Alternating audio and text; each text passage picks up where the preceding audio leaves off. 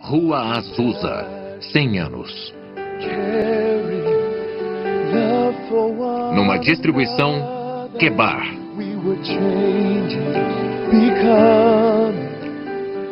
Celebração dos 100 anos do renascimento da Rua Azusa. Versão brasileira, Estúdio Gábia, São Paulo. Como o Pentecostes chegou a Los Angeles, como foi no começo, velhos milagres de Azusa do meu diário. You came to touch, to visit us, and to fill the hearts of men with your fire once again, to heal, to love, to change. Início do avivamento global. It was a season for the fire. Não me importa quem venha, deixe o amor fraternal prevalecer. Missão Evangélica da Fé Apostólica.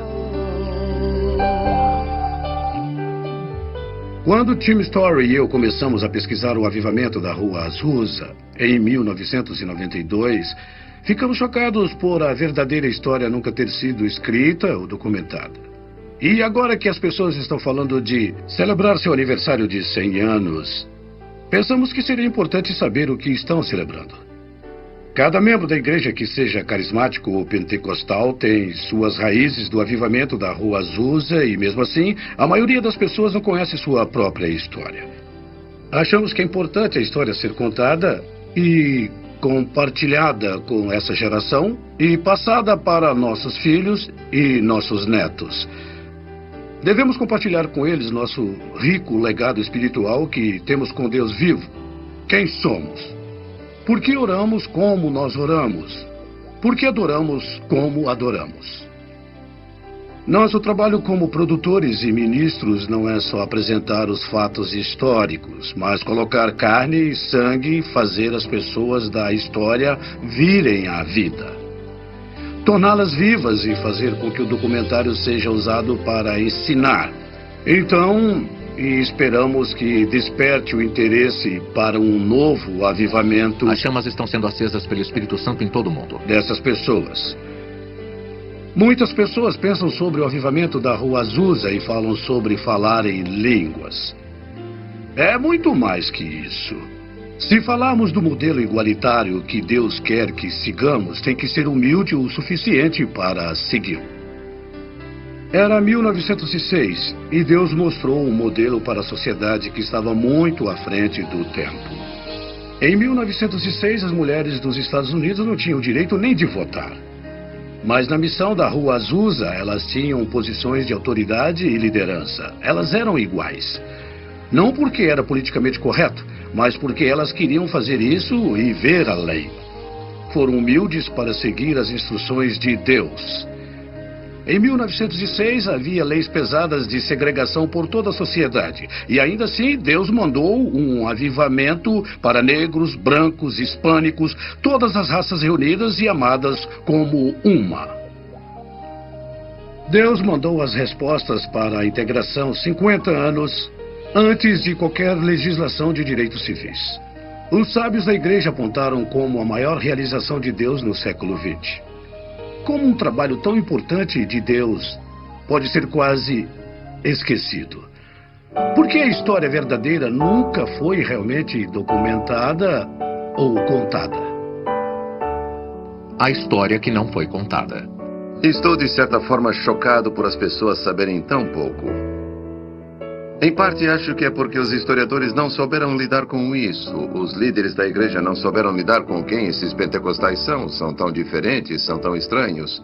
Trazem perspectivas que são desconfortáveis para nós.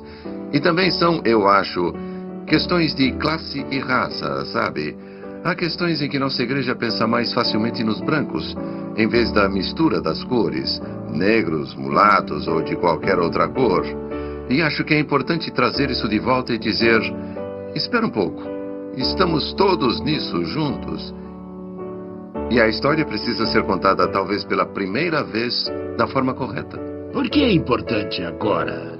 Depois de 100 anos, trazer essa história de volta à atenção da igreja. Eu acho que é crucial. Aqui está um trabalho de Deus que quase foi esquecido pela maioria das pessoas. Muitas não fazem ideia de quem foi Seymour ou que foi o avivamento da Rua Azusa. Agora, De acordo com as últimas estatísticas, há mais de 600 milhões de carismáticos e seguidores de Pentecostes. somam mais de 600 milhões de pessoas. Eu cresci em uma igreja pentecostal afro-americana, classe média. Fomos educados de acordo com a tradição, mas nunca soubemos nada sobre o avivamento da Rua Azusa e eu nunca ouvi falar de Seymour. Seymour era afro-americano e as pessoas que deveriam contar a história são os afro-americanos. Primeiro, muito de nós não sabíamos e segundo, não dávamos nenhum valor e não sabíamos como articular. Então, apelamos para os brancos. Significado histórico. Sidney Armstrong, da Universidade de Yale, uma vez disse que William J. Seymour exerceu mais influência do que qualquer outro líder afro-americano na história dos Estados Unidos.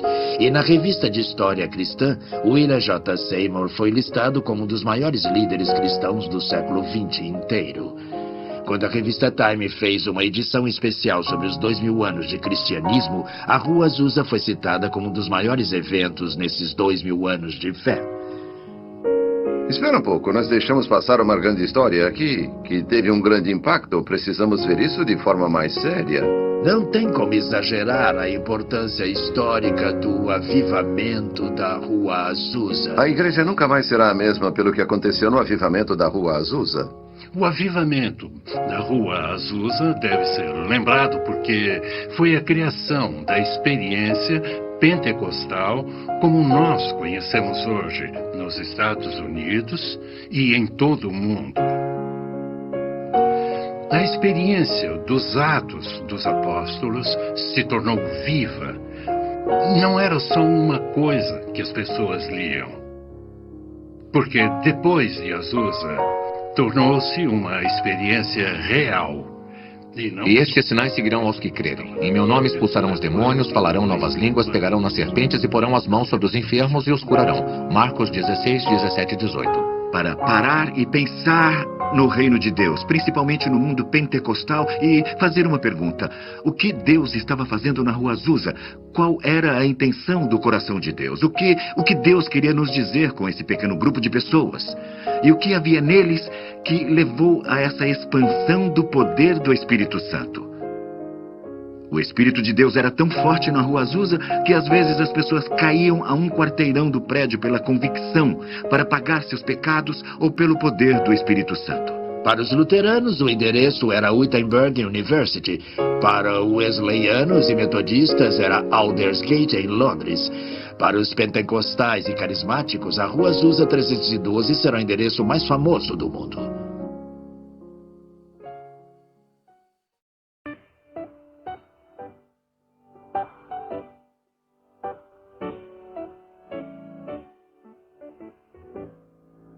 Oração atendida.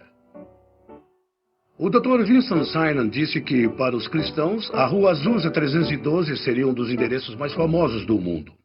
E o historiador Sidney Armstrong disse que Seymour exerceu mais influência sobre os cristãos americanos do que qualquer outro líder negro.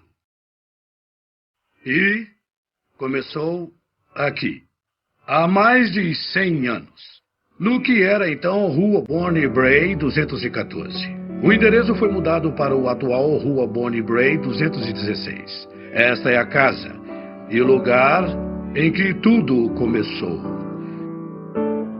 Como em Atos 2, versículo 4, eles falaram em línguas. Esta casa da Rua Bonnie Bray 216 é a última estrutura física que sobrou relacionada ao avivamento da Rua Azusa.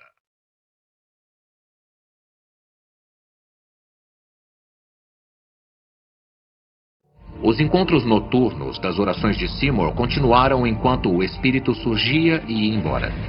Seymour então foi atrás de Lucy Farrell, que já era batizada, e J.A. Warren. Ambos moravam em Houston. Abril de 1906. Evan Roberts, com exaustão, se aposentou do Ministério Público. 6 de abril. Seymour e seu grupo entraram em uma abstinência de 10 dias determinados a conseguir mais de Deus. 8 de abril foi um domingo de Ramos. Segunda, 9 de abril de 1906. Seymour visita Lee em sua casa por volta das 18 horas para orar por sua recuperação de uma doença. Lee se sente bem melhor e pede para receber o Espírito Santo, com o esperado sinal de se sentir preenchido por ele. Em resposta à prece de Seymour, Lee começa a falar em línguas. Ambos ficam extasiados. Seymour e Lee vão até Bonnie Bray para o encontro. Seymour começa com um louvor e depois, como é lembrado, com uma prece da congregação e vários testemunhos. E todos eles foram preenchidos pelo Espírito Santo. Amém, Jesus, amém. E eles começaram a falar em línguas. Aleluia, amém, Jesus. Ele começa um sermão que jamais seria esquecido, anunciando o texto de Atos 2:4. E todos ficaram cheios do Espírito Santo e começaram a falar noutras línguas, conforme o Espírito lhes concedia que falassem. Preencha o Pai. Amém, Conceda Jesus. seu dom. Preencha o Pai. Espírito, Lee venha. levanta os braços, abre a boca e surpreende a todos falando em línguas. O grupo todo se ajoelha falando em línguas, enquanto a irmã e o irmão, companheiros de Seymour, chamavam o Deus de Espírito. Quando a filha entrou na sala, um jovem estava na varanda profetizando.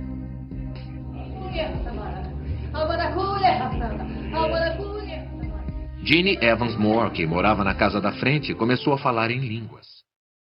Jeannie não sabia tocar piano, mas preenchida com o Espírito, ela tocava lindamente. E com uma linda voz, incrivelmente, cantou em 6 línguas estrangeiras, com interpretação. Esses dons, de línguas, de cantar e tocar, continuaram até o fim de sua vida. Aquele piano está na casa de Bonnie Bray até hoje.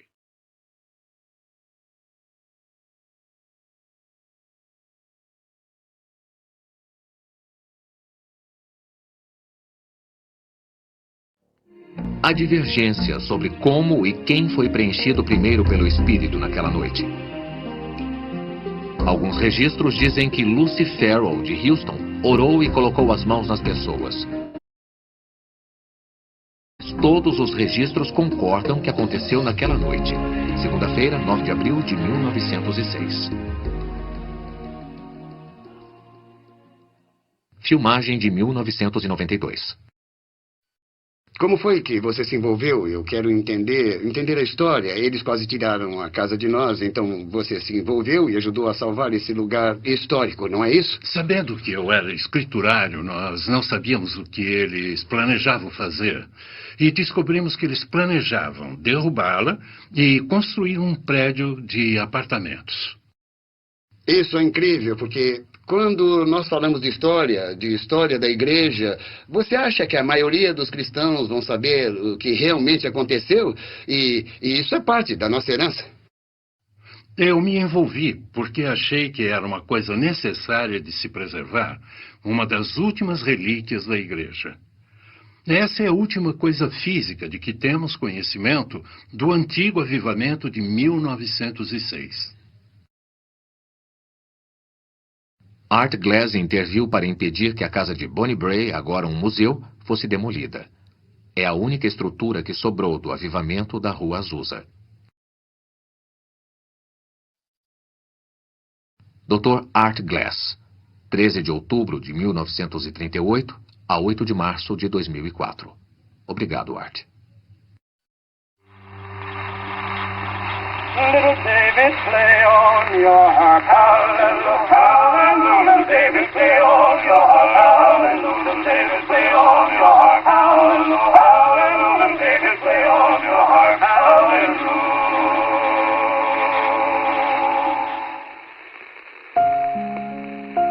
Legado esquecido. A história das mulheres de Azusa. O legado esquecido. O ano era 1906, mais de 4 décadas antes de elas conseguirem o direito de votar. No entanto, na missão Azusa, essas mulheres participaram e dividiram responsabilidades. Elas eram iguais. Não porque era politicamente correto, mas porque elas foram levadas a ser assim. Um grupo de mulheres foi ajudado por Deus a se encaixar no avivamento de espírito e foram para o mundo. E para falar a verdade, essas mulheres ajudaram os futuros líderes a serem preenchidos e ensinados. Essas mulheres foram absolutamente essenciais para o avivamento e teria sido um avivamento completamente diferente sem elas. Alguém como Lucy Farrell, foi ela que contou a Seymour como ser preenchido. Foi ela que Charles Parham usou para colocar as mãos e tirar as doenças em Houston, Texas, onde as pessoas foram preenchidas. Foi ela que Seymour chamou e fez com que fosse a Bonnie Bray para que as pessoas fossem preenchidas. E como ninguém sabe seu nome, não pudemos encontrar uma foto dela. Lucy e algumas dessas grandes mulheres de Deus. Suas contribuições nunca foram honradas, seus nomes nunca foram citados, a história delas nunca foi contada. E temos que dizer por quê. A história foi escrita sem as mulheres, a maior parte dela foi escrita pelo homem. E em boa parte dessa história, as mulheres foram esquecidas. Muitos líderes no movimento pentecostal diriam se tivessem contado a história. Eu fui tocado por essa mulher, eu recebi o Espírito Santo pelas mãos dessa mulher. Você não pode ter o Azusa como ele aconteceu, sem o forte apoio das mulheres. Elas foram cruciais para o avivamento. Pelo sucesso, temos que olhar igualmente para homens e para mulheres. Sem o sacrifício delas, sem o apoio, sem o desejo delas de levar o evangelho, às vezes, para lugares que os homens não queriam ir, não veríamos o movimento que vemos hoje. Essas mulheres não oram apenas, elas esperam que Deus responda. Então, quando oravam, procuravam uma resposta específica de Deus. Se você realmente estudar o avivamento, verá que teria sido diferente sem as mulheres.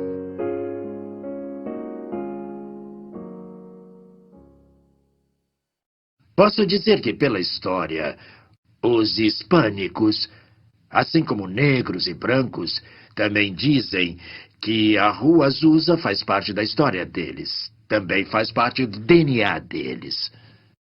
A mistura de Deus.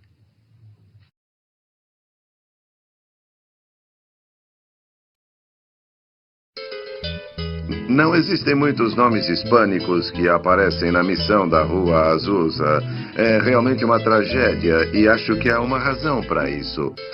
Também acho que é importante reconhecer que aqui, na parte sudoeste dos Estados Unidos, há diferenças de classes que são desconsideradas dentro da comunidade latina. Existem aquelas pessoas que têm seus traços da Espanha, por exemplo, e há também os indígenas, que são nativo-americanos. Eu tenho duas enteadas, uma com descendência hispânica e outra nativo-americana. E isso cria questões culturais interessantes entre elas dentro da minha casa. Também tem o caso das pessoas que chamamos de califórnios. São pessoas que eram da Califórnia antes de se tornarem mexicanas. Considerando que eles tinham terras e direitos na Califórnia, eles eram da linhagem espanhola e tinham concessões de terras. E esses três tipos de pessoas apareceram na missão da Rua Azusa, e acho que é uma prova da diversidade latina que havia em Los Angeles. Os hispânicos estavam lá desde o começo da Rua Azusa. Algumas pessoas acham que a primeira pessoa salva no Azusa foi um hispânico católico que estava trabalhando na reforma do prédio. Ele foi salvo. Vamos dar uma olhada na história. Posso pensar em três famílias em particular. Uma delas era de Abundio Lopes e sua esposa Rosa. Quando sua esposa se junta a William Seymour, ele começa a pregar em vários lugares, todas igrejas de língua espanhola. Primeiro podia-se encontrá-lo na San Fernando Road e em um lugar chamado God's Detective Mission, um nome estranho para uma igreja, mas segue as diretrizes e foi claramente criada para atender às necessidades de trabalhadores de língua espanhola. Depois, ele passou a pregar em uma igreja chamada Apostolic Faith. Então, obviamente, ele captou a essência com William Seymour, mas era uma igreja apostólica de língua espanhola. A alguns quarteirões da missão da Rua Azusa, Ele era claramente um imigrante mexicano. Depois temos as pessoas chamadas califórnios. Conhecemos o nome A.C. Valdez, Alfred Valdez, que se tornou evangelista internacional. Ele tinha 8 anos de idade quando sua mãe, Suzy, o levou à missão da Rua Azusa. Então, A.C. Valdez se tornou um evangelista internacional. Mas eles são califórnios. Podem traçar suas origens de quando Cortés veio à Califórnia e começou a estabelecer a cadeia de missão. O tataravô de A.C. Valdez foi um dos soldados de Cortés. Ele veio e se estabeleceu em Ventura, na Califórnia. Um terceiro tem um homem que é mencionado, seu nome ele é Brígido Pérez. Ele vem, é um jovem, ele é solteiro e acho que provavelmente é um integrante mexicano que vem para os Estados Unidos e encontra trabalho. Quando ele é batizado, decide que não pode ficar parado, tem que fazer alguma coisa. E sei que depois ele vai para o México, então temos vários nomes de latinos no período de 1906 a 1909 que fizeram uma diferença significativa. Há outros nomes que aparecem especialmente no movimento apostólico.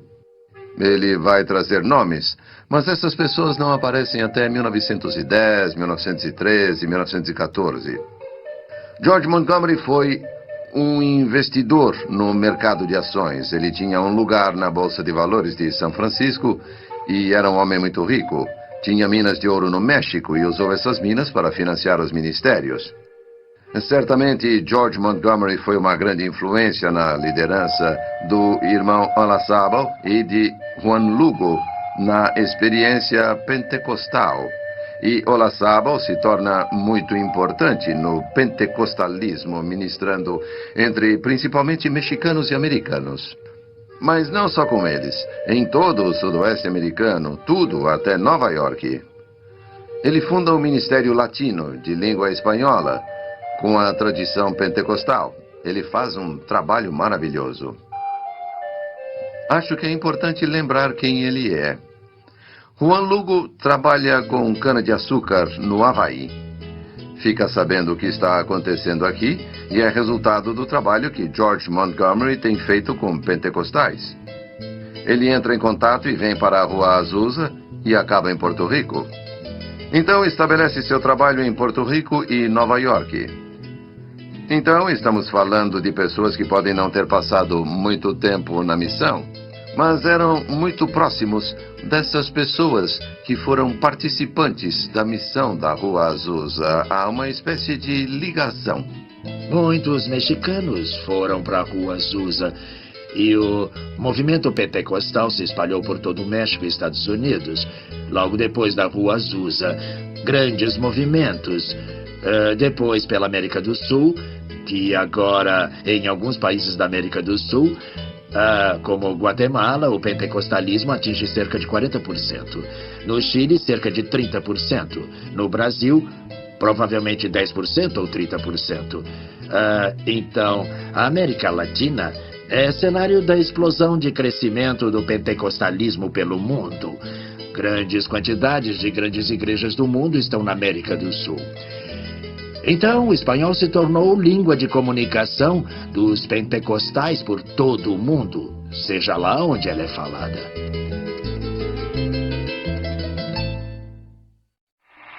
Nobody knows the God I see. Nobody knows but Jesus. Nobody knows the God I see. Glory, hallelujah.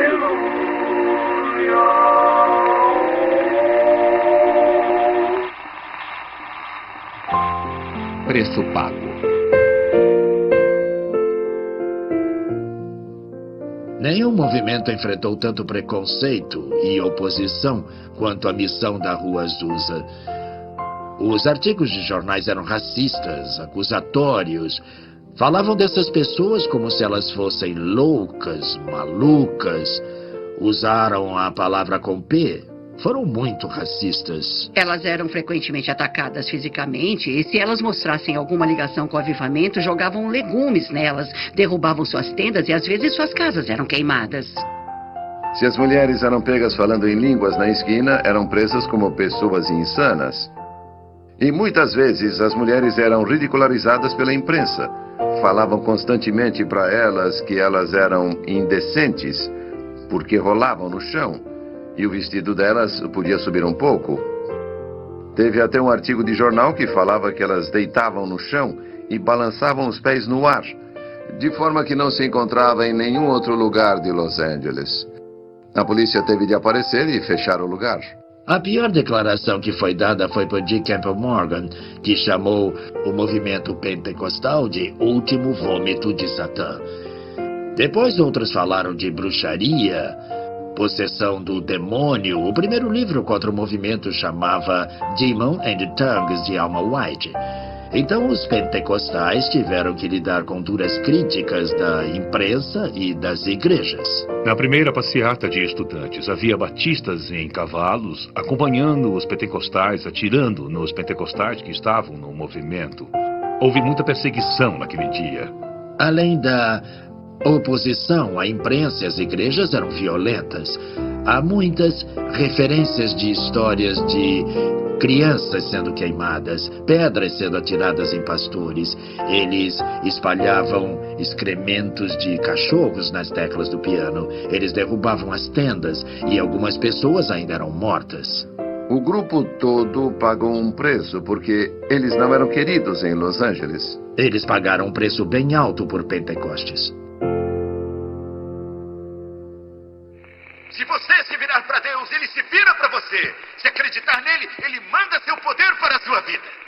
Que o diabo tire suas mãos da propriedade de Deus. Oh, I know the Lord, I know the Lord, I know the Lord laid his hands on me. Oh, I know the Lord, I know the Lord, I know the Lord laid his hands on me. Down on my knees when the lines pass by, I know the Lord laid his hands on me. I thought my soul would rise and fly. I know the Lord laid his hands on me. Oh, I know the Lord, I know the Lord, I know the Lord laid his hands on me. Oh, I know the Lord, I know the Lord, I know the Lord laid his hands on me. Aquele que acredita em mim deve fazer o que eu faço. Eu faço, e muito melhor do que isso, ele deve fazer o que Cristo fez. Cristo libertou as pessoas, Cristo as tocou, e elas se curaram. Elas o tocavam e se curavam. Glória.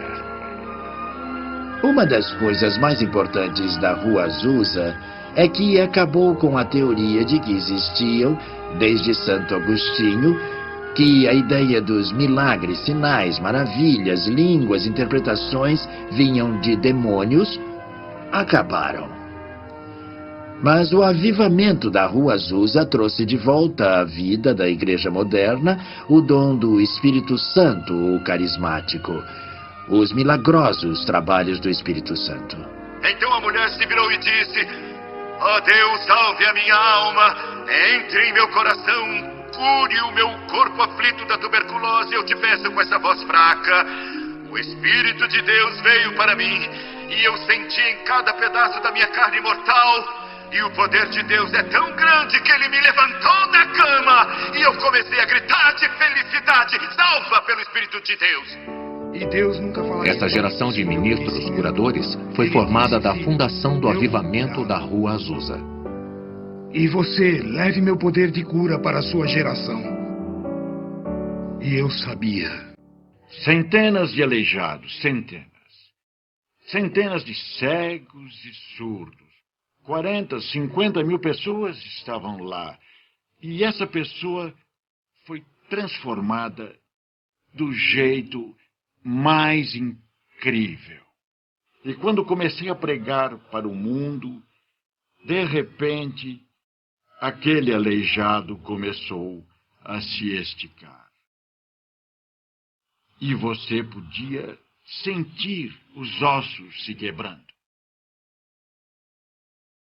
Eu vi uma coisa que não tinha visto até aquele momento da minha vida e depois vi centenas de vezes repetidamente. Eu vi mães levando suas crianças aleijadas, tirarem os aparelhos de suas pernas e dizerem: em nome de Jesus, ande. Não tem como descrever.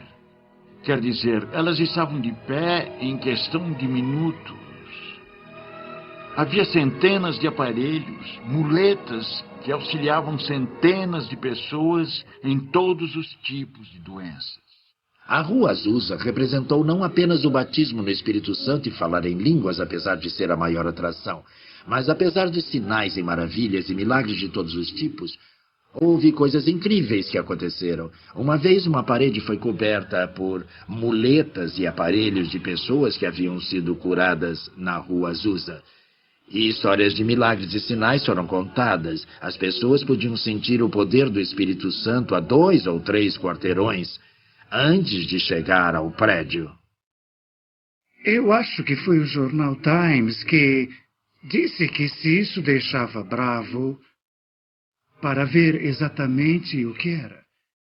E disse que nos encontros haviam crianças dançando com o Espírito e profetizando. E ele disse, como crianças como essas, isso deve ser real. Crianças não agem assim, ele disse, não falam assim.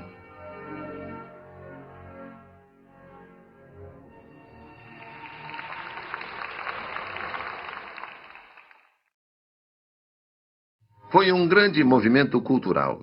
Tinha muito a dizer aos líderes da sociedade, tinha muito a dizer aos líderes contemporâneos da igreja. O que temos a oferecer hoje, o que nós temos que seja único. Nós parecemos com as igrejas do resto do mundo. Compromisso.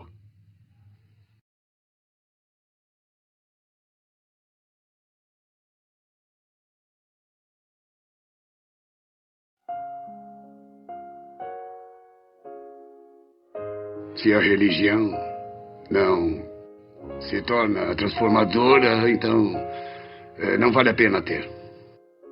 Seymour fez uma declaração profética sobre as mulheres e disse que o tipo de consagração que era evidente na Rua Azusa não era evidente desde o tempo de Pentecostes. Então ele reconheceu que isso foi uma coisa de Deus. Ele viu isso como uma coisa sobrenatural do Espírito de Deus sobre as mulheres, de forma que não havia sido visto na igreja desde o tempo de Pentecostes.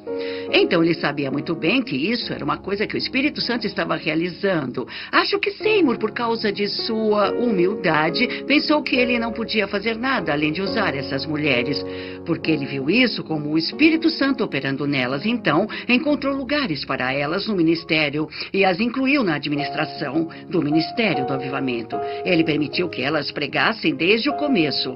Ele olhava para as pessoas como Farrell, como sua colega no ministério. E, na verdade, ele a chamou quando as coisas estavam ficando difíceis no avivamento.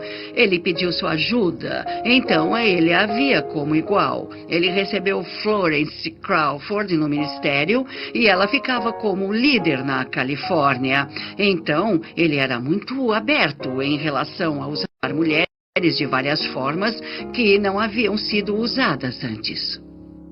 Derramarei o meu espírito sobre toda a carne, vossos filhos e vossas filhas profetizarão. Joel 2:28. Como as mulheres da missão de Azusa tinham posições de liderança e autoridade, uma década antes do 19º Amendment, dando às mulheres o direito de voto nos Estados Unidos, nos anos seguintes, gradualmente, essas igualdades foram diminuídas.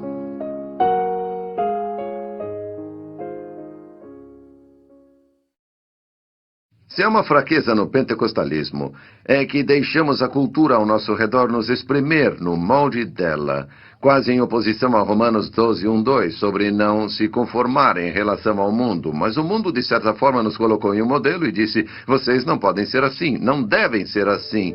E aí, como resultado, nós abrimos mão de várias coisas que nos tornaram o movimento que somos.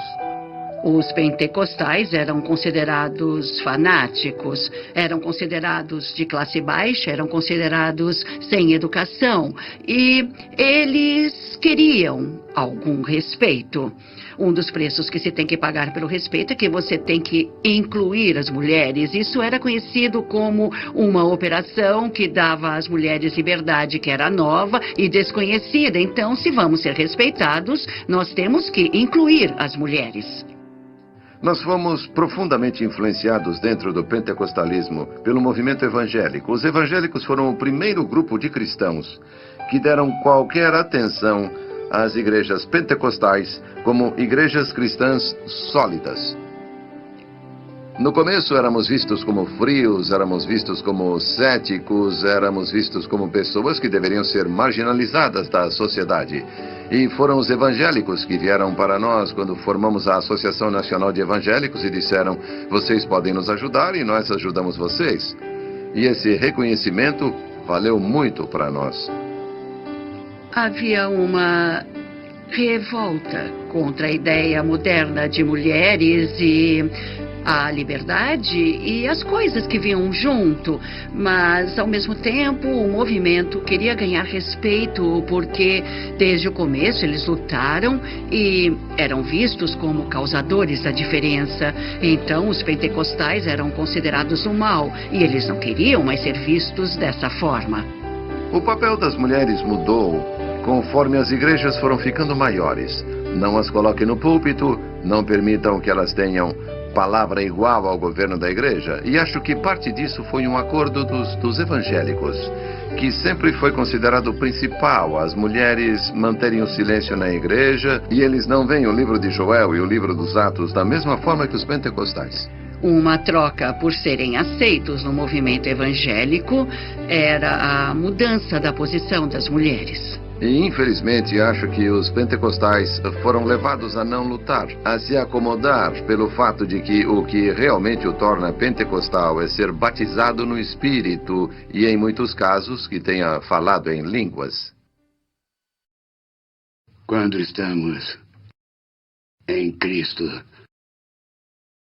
os outros sabem, nós sabemos. As pessoas que nos observam sabem. Na verdade, só estamos realizando as orações de Jesus. É o que todos nós queremos. É o que todos nós queremos que o mundo acredita. Esse é o objetivo do grupo. O objetivo do grupo não é só se reunir para ficar juntos. Eles se reúnem para o mundo ver. Aparentemente todos se reúnem. Aqueles que se chamam de cristãos se reúnem. Gálatas 3:28. Não há judeu nem grego, não há escravo nem livre, não há homem nem mulher, porque todos vós sois um em Cristo.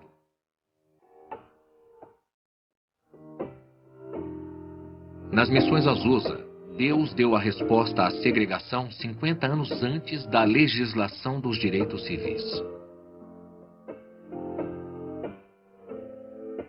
O amor, a unidade e, alguns dizem, o poder não duraram.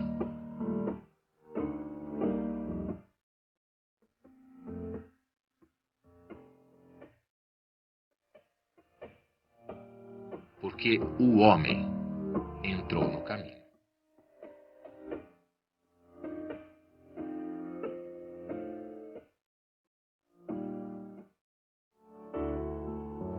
A crença, eu acho, nas possibilidades que estavam disponíveis em uma sociedade como esta em que vivemos. Aqui vivemos em segregação, mas ele disse, não precisa ser assim na igreja, podemos fazer melhor. E certamente isso nos tornou uma só família, somos irmãos e irmãs, e não há razão pela qual não possamos contribuir uns com os outros. E foi uma experiência rica. Acho que, se você ler, por exemplo, do jeito que Frank Bartleman fala sobre a missão e os tipos de experiência que aconteceram lá, e o jeito como as pessoas se tratavam, como oravam umas pelas outras, como elas se abrigavam, se alimentavam, como se abraçavam, beijavam, você sente que aqui elas realmente criaram uma família em que todas as pessoas eram iguais. Só as pessoas do lado de fora não conseguiam enxergar isso. Então, nesse momento de segregação total e grande luta racial, o senhor enviou esse grande avivamento, liderado por homens negros. Então, sinto que o senhor estava tentando mostrar o caminho para resolver os problemas raciais que a nação enfrentou nos anos seguintes.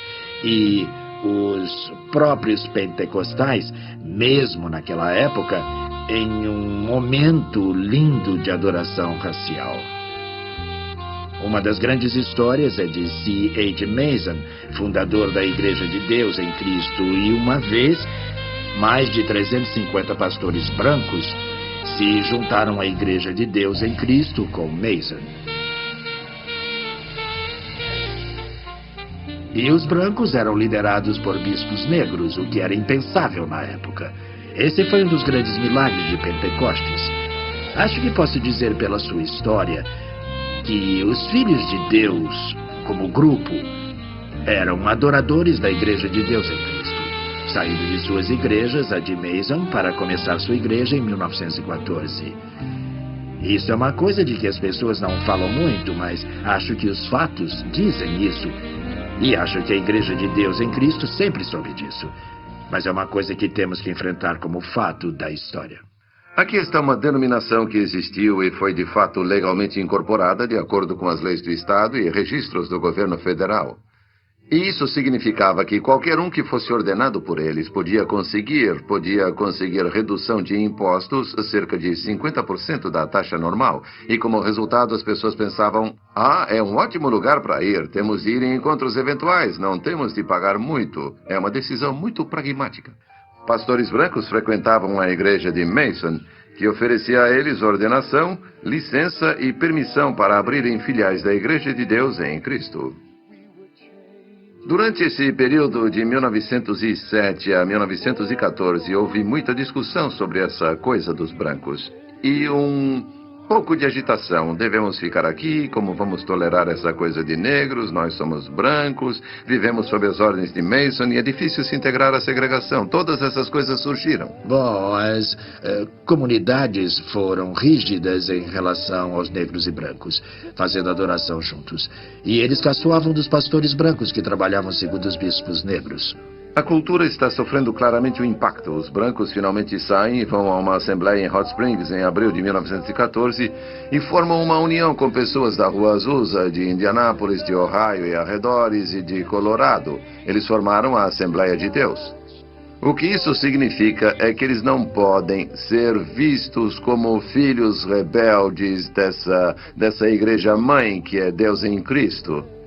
Você pode ver isso de certa forma como separação racial. Eles acharam que isso era bom porque os brancos podiam evangelizar melhor os brancos e negros podiam evangelizar os negros. Foi a desculpa que arranjaram. E eles precisam voltar e dizer: nós devemos a essas pessoas. Eles nos abrigaram em tempos difíceis. Eles nos deram espaço, reconheceram a entrada de Deus em nossas vidas. Poderíamos ter trabalhado com eles se quiséssemos driblar a cultura e driblar o sistema, mas decidimos não fazê-lo e, como resultado, falhamos em espalhar a palavra e a mensagem de que todos são normais diante dos olhos de Deus e certamente na plenitude do Espírito.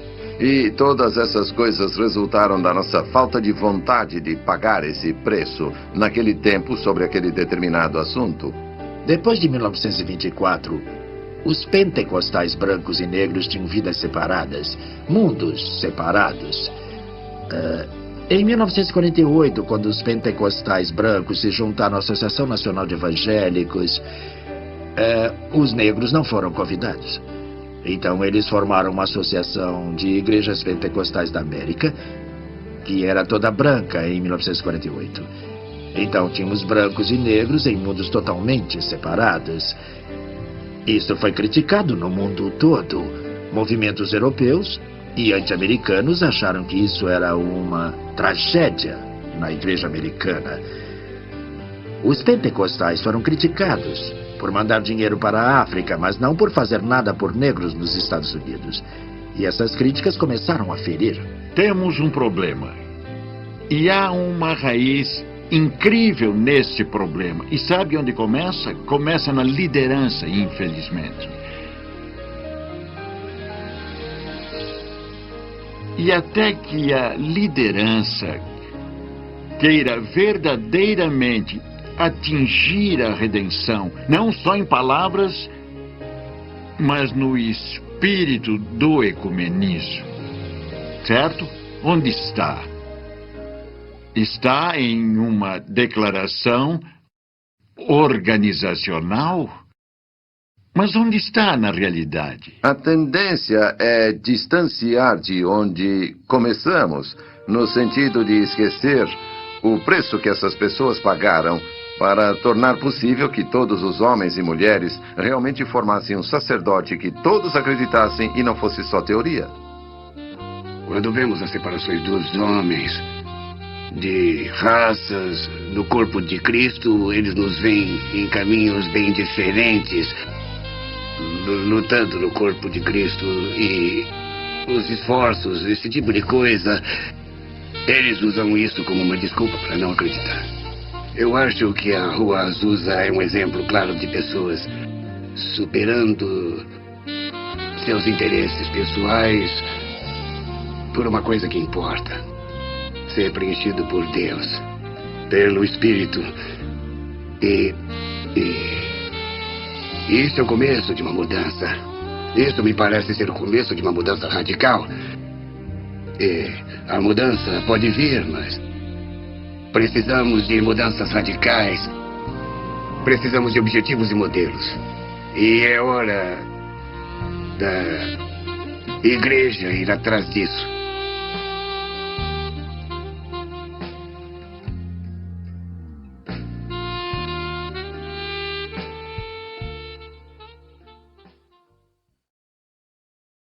Em 1914 tomamos rumos diferentes, mas o Senhor nos uniu novamente. Reconciliação. Um novo começo.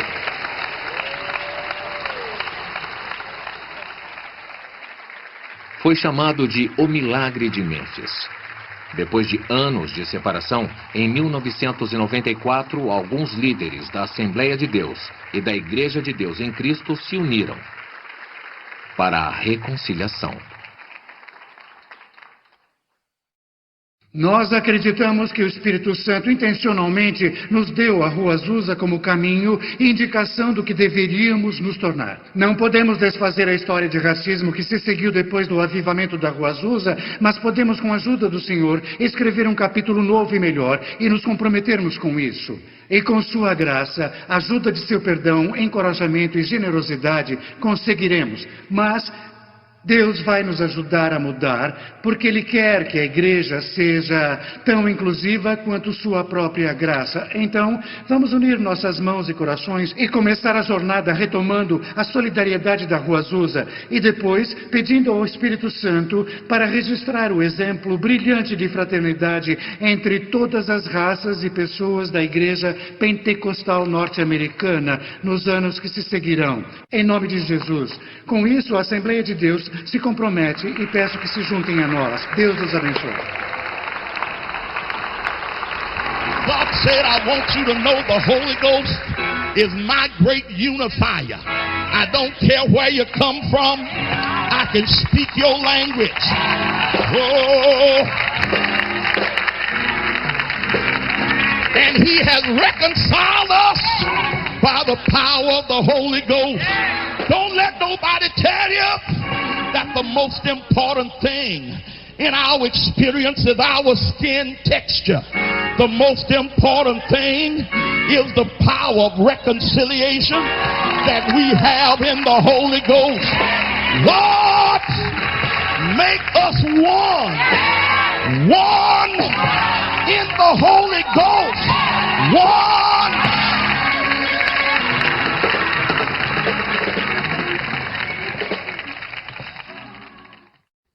O que aconteceu não foi só para as duas comunidades, mas foi simbólico para todos os crentes.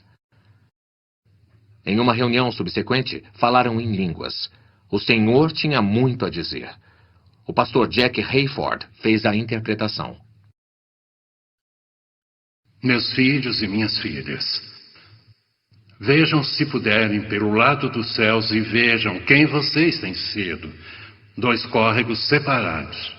Aleluia, mas irmão. corpos que continuaram em Obrigada, movimento. Senhor. A água se tornou lama. Mas, filhos e filhas, se olharem para dentro de vocês, há alguns que não poderão beber pelo que viram. Vocês não sabiam disso. Para aqueles que não viram, aqueles que tinham dúvida, porque as águas cheias de lama foram sujas pela sua absoluta falta de humanidade, não por sua crueldade, ou oposição, ou intenção, mas sim pela falta de humanidade, o rio se tornou impuro. Agora vejam, unam meus dois espíritos, os dois córregos em um só, e os dois se tornando um. Se puderem ver do lado dos céus, as coisas estão se purificando. Então saibam que há razão para o regozijo e preparem-se, pois haverá mais multidões do que jamais foi visto. Venham para a alegria de minha graça em vocês, diz o Senhor. O Espírito de Deus se moveu sobre um de nossos irmãos brancos e ele vai lavar os pés de um de nossos irmãos. Aleluia, Senhor. E queremos que isso se torne um ato simbólico para nós. O bispo Blake diz que quer seguir o mesmo lavando os pés de um de nossos irmãos brancos. O irmão Perry, esse irmão que ofendeu o irmão Seymour, saiba que este ato não vai apagar tudo o que aconteceu, mas vai estabelecer um novo começo em nome de Jesus. Aleluia, irmão. Em nome de Jesus. Abençoado. Obrigado, Senhor. Muito obrigado. Obrigado, meu Aleluia. Deus, obrigado. Em nome de Jesus. Nós lavamos as ofensas do passado. Aleluia. Em nome de Jesus, nós lavamos o sangue. Obrigado, Senhor. Todo o sangue que foi derramado, o sofrimento. Em nome de Jesus. Nós agradecemos. Nós lavamos o irmão Seymour e o irmão Mason. Aleluia, Senhor. Obrigado. Aleluia. Lavar os pés deste irmão, Aleluia. que seja um sinal a todos os demônios do inferno que têm se esforçado para que não tenhamos sucesso. Amém. Amém. Mas o Senhor Jesus prevaleceu novamente Obrigado, Senhor. Venceu. para corrigir isso que não estava certo. E em nome de todos os irmãos brancos de todos esses anos que têm lutado contra o mal, nós nos submetemos e nos humilhamos em um ato único neste recomeço. Aleluia, pela Senhor. glória de Deus, Aleluia. pela glória de Deus, pela glória de Deus e em nome de Jesus. Obrigado, Senhor. Amém. Amém. Obrigado, Senhor. Aleluia. Aleluia. Aleluia. Deus seja abençoado. Jesus. Amém, Senhor. Muito Aleluia, obrigado, meu Deus. Senhor. Aleluia. Queridos irmãos, isso não é uma troca de superioridade de um ou superioridade de outro, Proteja o Senhor. mas sim uma igualdade. Aleluia. Aleluia. Negros e brancos servindo um ao outro. Deus seja louvado. A glória do único Mestre, Jesus Cristo, nosso Senhor. Aleluia. Ele é nosso Senhor e somos seus servos. Aleluia. E servindo uns aos outros, Aleluia. vamos servi-lo. Aleluia! Aleluia! Em nome de O bispo Jesus, Charles Blake, da Igreja de Deus em Cristo, lava os pés de Thomas E. Trask, superintendente-geral das Assembleias de Deus. Perdoa os nossos pecados, Senhor. glória a Deus. Aleluia. Glória em nome de Jesus. Nós os louvamos. Aleluia! Aleluia. Aleluia. Quero que todos que estão presentes aqui, se puderem, que se ajoelhem para Deus e se tornem seus servos. E que, especialmente na presença de Deus, se tornem servos disponíveis para servir o corpo de Cristo, e especialmente na reconciliação e conscientemente lavarmos os pés uns dos outros. Ao nos tornarmos humildemente instrumentos de seu amor. We are standing on holy ground, and I know that there are angels all around. Let us praise Jesus.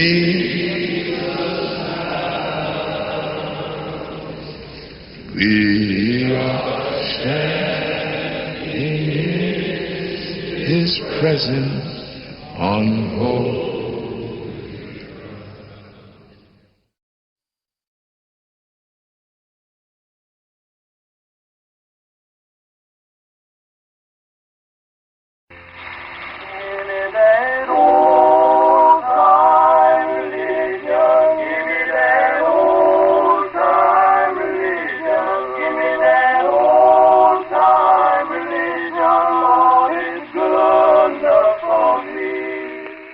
Devemos lembrar da vontade deles. Eles queriam Deus acima de tudo. Eles queriam conhecer o poder de Deus, o Espírito de Deus, Deus do coração, mais até do que suas próprias vidas. E por causa disso, Deus ouviu o apelo deles. As pessoas precisam ser informadas, precisam ser educadas, porque Deus deu uma coisa muito importante. É por isso que falamos hoje.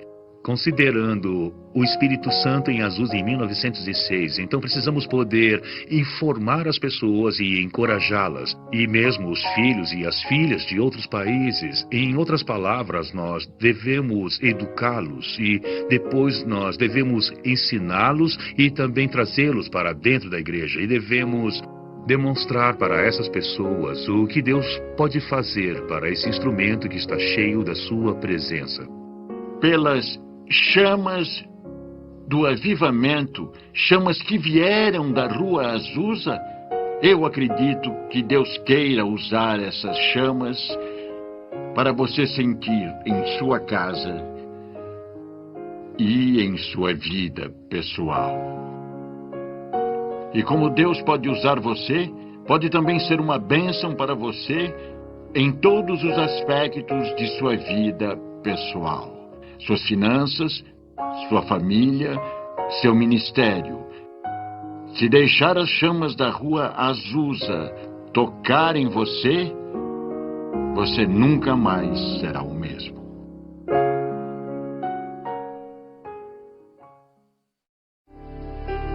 Agradecimento.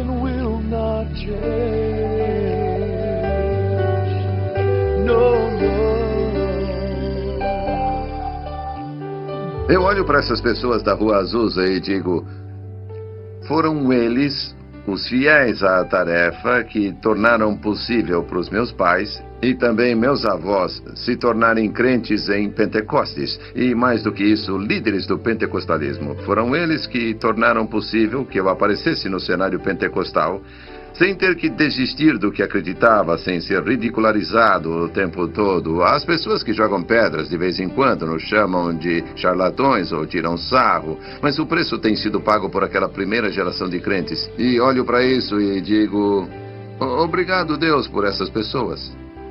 Em minha cabeça eu sempre digo, se conseguir espalhar essa informação, alguém vai conseguir ir mais além. E minha esperança é que alguém consiga ir mais a fundo. Essa é a ponta do iceberg, é o começo do movimento pentecostal. Eu diria que William Seymour e todos os outros líderes de 1906 e dos dias atuais, todos os cuidados com as mulheres, que gratidão que devemos a vocês. Porque até aquele momento só existiam igrejas chatas, cansativas, mortas em todo lugar. E vocês esperaram que o Senhor e o Espírito Santo viessem e, como resultado, milhões e milhões de pessoas foram tocadas com a presença de Deus que muda a vida. Então, obrigado por colocar tudo isso em nossas vidas. E depois de mais de 100 anos, ainda afeta a vida das pessoas. Para mim, a honra de deixar para a história provavelmente o maior avivamento dos últimos 1000 anos é realmente minha paixão. Agradeça a Deus por seu ministério. Agradeça a Deus por sua fé. Agradeça a Deus por suportar a grande crítica e preconceito que você enfrenta. Agradeça a Deus por permanecer convicto para que nós e essa geração possamos aproveitar os frutos poderosos pelo que vocês pagaram um preço tão alto. Obrigado por obedecerem a Deus. Eles foram às Escrituras para aprender qual era a evidência de alguém receber o dom do Espírito Santo. Eu diria obrigado por descobrirem isso, para não termos que começar desde o começo. Nós podemos ser muito gratos a Deus pela experiência da Rua Azusa, porque esse foi o começo de uma nova era do destino espiritual que Deus tinha para a igreja. Quando você pensa no que aconteceu na Rua Azusa e no que aconteceu a partir de Azusa, no que se seguiu, honrar o que Deus originalmente nos propôs, da Rua Azusa. Foi uma união que saiu desta casa, na Rua Azusa, em abril de 1906. Foi uma união que continuou nos próximos 3 anos e meio. Essa união de crentes que virou um mundo de cabeça para baixo, plantou uma semente e que hoje em dia está crescendo em 600 milhões de pessoas em todo o mundo. Isso é significativo e precisa ser levado em conta, precisa ser reconhecido e precisamos identificar as pessoas que fizeram isso. Globalização. São muitas as forças. Para usar uma metáfora, Deus está fazendo... Balançando a bandeira do avivamento. E acredito que podemos ver refletido na nova mudança na religião. Ele tomou seu lugar e é tudo graças à casa que estamos hoje aqui na Bonnie Brae 216. Ainda está acontecendo. Porque na Etiópia, eles tiveram tantas pessoas se convertendo para a igreja luterana que eles não sabem o que fazer com elas. E eles mudaram de 200 mil pessoas há 10 anos para 4 milhões hoje. E são todos carismáticos. Eles dizem temos de descobrir como nos relacionar com elas, que estão relacionadas à Rua Azusa. Até os muçulmanos na Nigéria estão ameaçados pelo fato de muitos jovens procurarem os cultos pentecostais e conversão, que agora eles cantam músicas pentecostais na adoração muçulmana. E eles até têm cultos de domingo em vez de sexta para interagir com o aumento da cristandade naquele país. Eu acho que há grandes implicações. A igreja nunca mais será a mesma como resultado do que aconteceu na Rua Azusa. Você vai descobrir que em todo o mundo a única força que pode vencer essas barreiras religiosas são os pentecostais que sentem o Espírito, fazem maravilhas, falam em línguas e fazem milagres. E essa força foi revelada pela primeira vez para o mundo na Rua Azusa durante os anos de glória de 1906 a 1909. Precisamos conhecer as raízes, precisamos conhecer o futuro pelo que Deus fez no passado.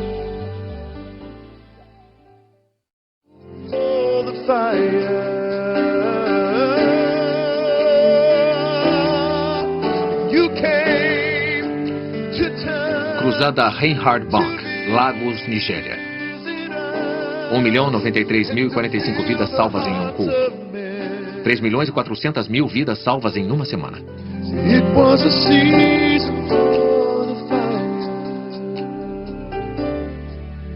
O que você vai fazer? Levantar a bandeira do avivamento em sua própria casa? Em sua própria família? Levantar a bandeira do avivamento em relacionamentos e em sua própria igreja? Em sua cidade?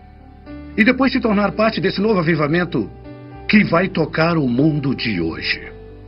Essa é a nossa esperança. Essa é a nossa oração. Que Deus abençoe.